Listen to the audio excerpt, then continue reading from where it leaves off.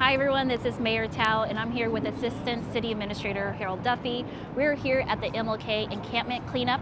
As you can see, all the encampments have been removed and clear, and so Harold has been a huge advocate in regards to making sure that our streets are not only clean, but that they're ADA accessible. And so he works with me a lot in regards to how we move forward with my executive order. And so Harold, can you give us a little insight around what this executive order actually does? Sure.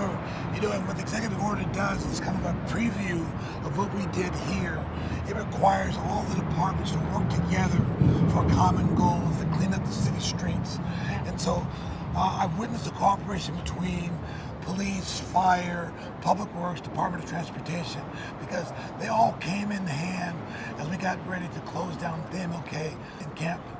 And so that's just the first phase of your overall program. Yeah. I mean, obviously, your long-term goal has been to provide permanent affordable housing. This is the first pathway for them to get there. Well, that's exactly right. We've actually invested here in the city over $200 million into affordable housing. Thank you to everyone who voted yes to Measure U. We are actually the only city in the county that actually have our own affordable housing bond that's out. So we're really grateful for that funding, and we're utilizing it. We're setting up affordable housing already, including at Wood Street, which was the largest encampment in Northern California. Coming in as the mayor, we shut that down. 85% of the people took shelter. 100% of everyone who wanted shelter got it. And so let's talk a little bit more about that. I think a lot of people are asking, San Francisco, Berkeley, other places are being really aggressive, just doing clearing and sweeping. A part of our Oakland values here is that we offer shelter. And so could we talk a little bit about how do we offer shelter? So everyone should know that before the City of Oakland shuts down any encampment, we always lead first with outreach. So at least 2 weeks before we close any encampment down, we send clinicians out to identify and work with individuals to try to pair them up with services. So if they are a veteran, if they have medical issues associated with that, we can pair them with those services and they get whatever they qualify for before we shut down the encampment. And so what's extremely important to understand is that we do not just shut down an encampment. We connect with the individuals, try to provide them services to get them temporary housing. In Oakland, unlike other cities, we have multiple types of housing that we currently have available. So we have tiny cabins, we have RV sites, we have congregate housing. So we try to provide whatever we have available. But it's a pathway to a future. Living on the street is a day by day issue in a tent. When we make the connection with outreach, we provide a pathway to success, temporary housing, long-term permanent housing. Absolutely. And I was homeless before. I lived in the car with my son as a single mom escaping domestic violence, and not once did it cross my mind to find somewhere to pitch a tent. It's actually very dangerous. You're allowing yourself to be open to the elements. You're allowing yourself to be open to be victimized. And so for me, it's incredibly important that we actually offer dignified housing and shelter for people. So it's really important to understand this encampment had a permanent population of 40 people. How did 40 people generate 120,000 pounds of trash? They didn't. What's happening is we have individuals taking advantage of the unhoused by illegally dumping and drug trafficking. We had 2 homicides in the area.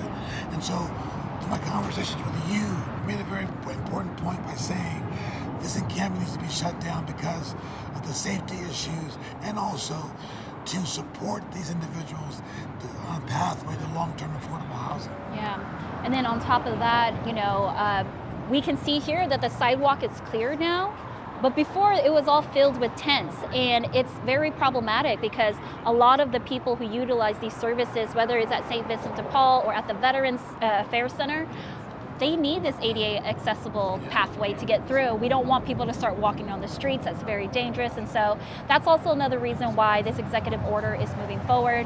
We don't want encampments in parks, on our sidewalks, anywhere where our children are at, near our rec centers, senior centers, where our vulnerable population is at. And so, but I want to be very mindful that this didn't happen overnight, right, Harold? Of course, it didn't happen overnight, so it's going to take us some time. And in regards to how we prioritize encampment shutdown, it's around criminal elements, it's around like, is this a pathway to school, ADA accessibility, are you parked on the sidewalk? Can you tell us a little bit more about vehicles that are illegally parked on sidewalks and what we're going to do with that? We actually have a number of tools in our tool shed that we can actually utilize in terms of Department of Transportation and OPD to address these particular issues. So you're going to see a more aggressive stance from the city, Department of Transportation, and OPD to address these issues where the vehicles are blocking streets.